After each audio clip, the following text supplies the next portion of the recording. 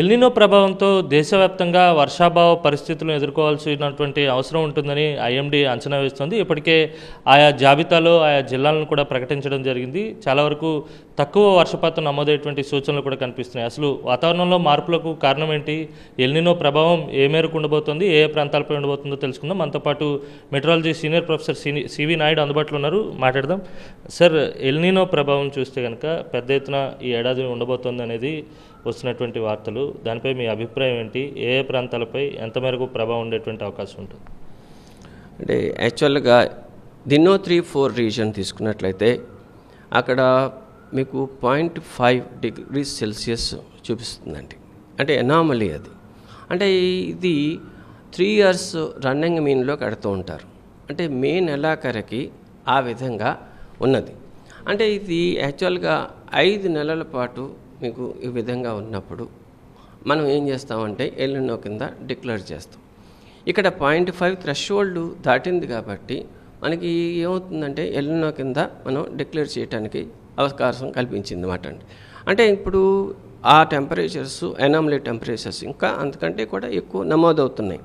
కానీ మనం ఏం చేస్తామంటే యావరేజ్ తీసుకుంటాం, 3 months యావరేజ్. అంటే ఇటువంటి కండిషన్స్లో మనకి అంటే ట్రేడ్ విన్స్ వీకెన్ అవుతాయండి. అంటే ట్రేడ్ విన్స్ వీకెన్ అయితే ఏమవుతుందంటే మాయిశ్చర్ ట్రాన్స్పోర్టు మనకు రావాల్సినటువంటి వాటా తగ్గిపోతూ ఉంటుంది. అందువల్ల ఏమవుతుందంటే స్లగిష్గా మాన్సూన్ లో లెవెల్ సర్క్యులేషన్ ఉంటుందండి.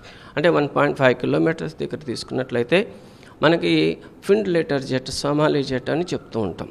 అంటే ఆ సోమాలి జెట్ ఏంటంటే మనకి మాయిశ్చర్ని తీసుకుని వస్తూ ఉంటుంది.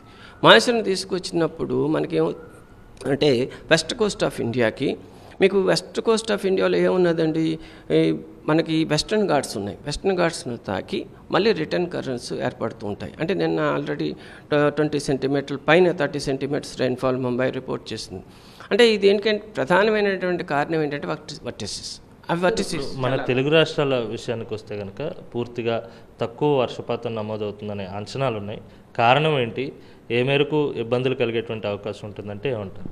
అంటే యాక్చువల్గా మనకి మొత్తం తీసుకున్నట్లయితే మీకు బ్రేక్ డౌన్ రైన్ఫాల్ యాక్టివిటీలో రెడ్యూస్ కనిపిస్తుందండి. కానీ ఇక్కడ తీసుకున్నట్లయితే ఒకే రకంగా ఉండదు, మొత్తం అంతా కూడా ఒకే రకంగా ఉండదు. అంటే స్పెషల్గా హోమోజినిటీ కనిపించదండి. ఇప్పుడు నార్త్ ఈస్ట్ ఇండియా తర్వాత సౌత్ ఈస్ట్ ఇండియా తీసుకున్నట్లయితే ఎప్పుడు కూడా ఇన్ఫేజ్లో ఉంటూ ఉంటాయి. కాబట్టి ఇక్కడ ఈ పర్టికులర్గా ఈ 2 రీజన్స్లోని మనం తక్కువ రైన్ఫాల్, బాగా తక్కువ రైన్ఫాల్ యాక్టివిటీని మనం పెద్దగా ఎక్స్పెక్ట్ చేయలేం. కానీ ఎక్కువ మనకి డిఫరెన్స్ కనిపించేది వెస్ట్ కోస్ట్ ఆఫ్ ఇండియా, తర్వాత నెక్స్ట్ ఏంటంటే central parts of the India, north west India, వీటిల్లో కొంచెం తక్కువ మాకు కనిపించవచ్చు. అంటే మొత్తం మీద వీళ్ళు 90% రైన్ఫాల్ యాక్టివిటీ ఇస్తుందని అంటున్నారు. అంటే 90% నిజంగా 90% యాక్టివిటీ వస్తే మంచిదే మనకి. 90% అంటే నార్మలే. 90 నుంచి 110 వరకు మనం నార్మల్ కింద చెప్తూ ఉంటాం. అంతకంటే తగ్గినట్లయితే 80% అలాగే వచ్చినట్లయితే కొంచెం ఇబ్బంది మనకి కలుగుతూ ఉంటుంది. కానీ మనకి పర్టికులర్గా తెలుగు రాష్ట్రానికి మనకి బాగానే ఉండవచ్చు. అంటే మరీ తక్కువ, మరీ ఎక్కువ, బాగా తక్కువ రెయిన్ఫాల్ డెఫిసిట్ కనిపించకపోవచ్చు. అంటే మార్జినల్లో మనం ఎస్కేప్ అవ్వచ్చు. అలాగే ఇక్కడ ఏంటంటే దీంతో పాటు ఎల్నినోతో పాటు ఇండియన్ ఓషన్ డైపోల్ మోడ్ కూడా ఉన్నదండి. అంటే ఇండియన్ ఓషన్ డైపోల్ మోడ్ మనకు పాజిటివ్గా ఉన్నట్లయితే అప్పుడు దీన్ని ప్రభావం కొంతవరకు పూడుస్తుందన్నమాట అండి. దానివల్ల పాజిటివ్గా ఉన్నదనుకోండి, సిగ్నిఫికెంట్గా ఉన్నదనుకోండి, రెయిన్ఫాల్ యాక్టివిటీ కొంత పెరిగే అవకాశాలు మన తెలుగు రాష్ట్రాలకే కాకుండా కత్మా ప్రాంతాలు కూడా పెరిగే అవకాశం ఉన్నదన్నమాట అండి. సార్, అంటే వర్షాలు తక్కువ పడతాయనే వార్తలు ఒకంత రైతులను ఆందోళనకు గురిచేసేటువంటి అంశంగా భావించాల్సి ఉంటుంది. ఏ ప్రాంతాల్లో అనేది ఇప్పటికే కొన్ని జిల్లాలను కూడా ఇండికేట్ చేశారు. దాని పర్యవసానాలు, పరిణామాలు ఏ విధంగా ఉంటాయంటే దానిపై మీ అభిప్రాయం ఏంటి?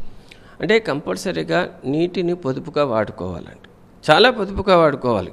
అది మనం మేనేజ్మెంట్ ఆఫ్ వాటర్ చాలా ఇంపార్టెంట్. అంటే మనకు పడినటువంటి వాటర్ ఎంత తక్కువ పడినా సరే దాన్ని జాగ్రత్తగా మనం పొదుపు చేసుకోవాలి.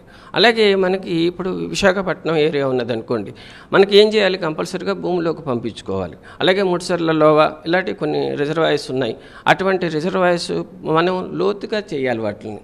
అంటే ఏమాత్రం చేసినా ఏమవుతుందంటే దాంట్లో కొంత భాగం మనకి ప్రిజర్వ్ అవుతూ ఉంటుంది. అటువంటప్పుడు మనం అంటే ఎప్పుడైతే మనకి డ్రై డేస్ ఉంటాయో అటువంటప్పుడు ఇటువంటి మనం కీప్ చేసినటువంటి వాటర్ని ఉపయోగించుకోవాలి. ఇటువంటి మేనేజ్మెంటు కంపల్సరీ. అంటే మనం గ్లోబల్ వార్మింగ్ పీరియడ్లో ఉన్నాం. అంటే గ్లోబల్ వార్మింగ్ పీరియడ్లో ఒక ముఖ్యమైనటువంటి పాయింట్ ఏంటంటే మీరు డ్రై డేస్ పెరుగుతాయి ఫ్రీక్వెన్సీ, అలాగే ఎక్స్ట్రీమ్ రైన్ఫాల్ ఈవెంట్స్ పెరుగుతూ ఉంటాయి. డ్రై డేస్ పెరిగితే ఏమవుతుందంటే పంటలకు చాలా నష్టం కలుగుతూ ఉంటుంది. అలాగే మరి ఎక్కువ మనకి వెరీ హెవీ రైన్ఫాల్స్ వచ్చినాయి అనుకోండి, అటువంటి సిచ్యువేషన్ వచ్చినప్పుడు కూడా పంటలకి ఇబ్బంది కలుగుతూ ఉంటుంది. కాబట్టి ఏంటంటే ఇక్కడ మేనేజ్మెంట్ అటువంటప్పుడు ఎలాగ డైవర్ట్ చేయాలి వాటర్ని, అటువంటి ఎక్కువ ఎక్సెస్ రెయిన్ఫాల్ పడినప్పుడు ఎటువంటి చర్యలు తీసుకోవాలన్నది మనం జాగ్రత్తగా అంటే ఇంజనీర్స్ వాళ్ళని తీసుకుని జాగ్రత్తగా వాళ్ళ సలహాలను తీసుకుని వాళ్ళని జాగ్రత్తగా డైవర్ట్ చేసుకుని ఎక్కడైతే ఫ్లడ్ ప్రోన్ రీజియన్స్ ఉన్నాయో అక్కడి నుంచి డ్రౌట్ ప్రోన్ రీజియన్స్కి మనం తరలించవలసిన అవసరం ఉన్నది. అంతేగాని ఇప్పుడు ఈ వైడ్ రీజియన్లో మనం ఎక్కువ రెయిన్ఫాల్ యాక్టివిటీని ఈ గ్లోబల్ వార్మింగ్లో మనం ఎక్స్పెక్ట్ చేయలేం. అంటే తక్కువ పాకెట్స్ అంటే తక్కువ ఏరియాలో ఎక్కువ రెయిన్ఫాల్ యాక్టివిటీ ఇస్తూ ఉంటాయి. అందువల్ల ఏమవుతుందంటే ఫ్లాష్ ఫ్లడ్స్ వచ్చే అవకాశాలు ఎక్కువగా ఉన్నాయి. అంటే ఇప్పుడు మనం చూస్తున్నాం క్లౌడ్ బర్స్ట్ అంటున్నారు. ఈ క్లౌడ్ బర్స్ట్ ఏంటంటే మాయిశ్చర్ అంటే ఒక చోటే కాన్సన్ట్రేట్ అవుతుంది. అటువంటిప్పుడు క్యూములో నింబస్ టైప్ ఆఫ్ క్లౌడ్స్ రావటం, అక్కడ విపరీతమైనటువంటి వర్షం పడటం, లేకపోతే ఏమవుతుందంటే పిడుగులతో రావటం. ఇప్పుడు మీరు చూస్తున్నారు పిడుగులు ఎక్కువ పడుతున్నాయి చాలా చోట్ల. అంటే ఇక్కడ ఏంటంటే డీప్ ల్యాబ్స్ రేట్ ఉండటం, మంచి ఆ టైంలో మంచి మాయిశ్చర్ ఇన్ఫ్లక్స్ ఉండటం, ఇవి కారణాలు అన్నమాట అండి. అంటే మీరు చాలా స్టడీస్ చేస్తుంటారు, పుస్తకాలు చదువుంటారు, స్టడీస్ చదువుంటారు, గత అనుభవాలను కూడా చూస్తుంటారు. ఎల్నినో ప్రభావం వచ్చినప్పుడు ఇక్కడ ఉన్నటువంటి ప్రజానీకంపై కావచ్చు, లేకపోతే సమాజంపై కావచ్చు ఎలాంటి ప్రభావం చూపుతుంది, ముఖ్యంగా సామాన్యులపై భారం పడేటువంటి అవకాశం ఉంటుందనే ఓ అంచనా కూడా ఉంది. దానిపై మీ అభిప్రాయం ఏంటి? అంటే సర్వసాధారణంగా జనరల్గా తీసుకున్నట్లయితే ఎల్నినో ఉన్నప్పుడు డెఫిసిట్ రైన్ఫాల్ యాక్టివిటీ సమ్మర్ మాన్సూన్లో రిపోర్ట్ చేస్తుంటుంది. మరి అన్ని సంవత్సరాలు చేస్తుందంటే ఎక్కువ సంవత్సరాలు చేస్తుంది, కొన్ని సంవత్సరాల్లో ఎస్కేప్ కూడా అవుతూ ఉంటుంది.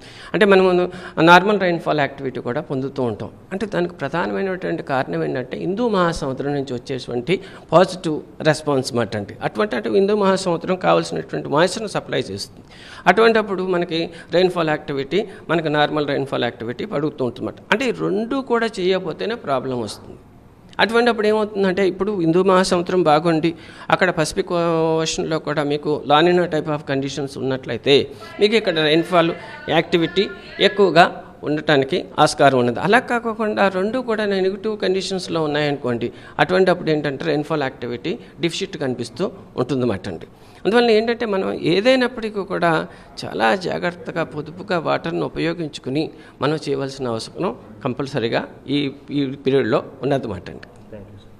ఇది మొత్తం మీద ఎల్నినో ప్రభావంతో తక్కువ వర్షపాతం నమోదయ్యేటువంటి అవకాశం ఉన్న నేపథ్యంలో జాగ్రత్తలు తీసుకోవాల్సినటువంటి అవసరం ఎంతైనా ఉంది. పూర్తిగా వాటర్ మేనేజ్మెంట్ కావచ్చు, లేకపోతే ఇతరత్ర మేనేజ్మెంట్లు వాతావరణానికి సంబంధించినటువంటి తీసుకోవాల్సిన జాగ్రత్తలు అన్నీ తీసుకోవాలి. గ్లోబల్ వార్మింగ్ ప్రభావంతో కూడా పెద్ద ఎత్తున ఎల్నినో ప్రభావం చూపేటువంటి అవకాశం ఉంటుందనే అంచనాలు కూడా ఉన్నటువంటి నేపథ్యంలో ప్రభుత్వాలు ప్రజలు తగిన జాగ్రత్తలు తీసుకోవాలని సీనియర్ ప్రొఫెసర్ సివి నాయుడు సూచిస్తున్నారు. వీడియో శంకర్తో కలిసి అనిల్, సాక్షి టీవీ, ఆంధ్ర యూనివర్సిటీ నుంచి. మరిన్ని అప్డేట్స్ కోసం ఛానల్ను సబ్స్క్రైబ్ చేయండి. నోటిఫికేషన్స్ కోసం బెల్ ఐకాన్ పై క్లిక్ చేయండి.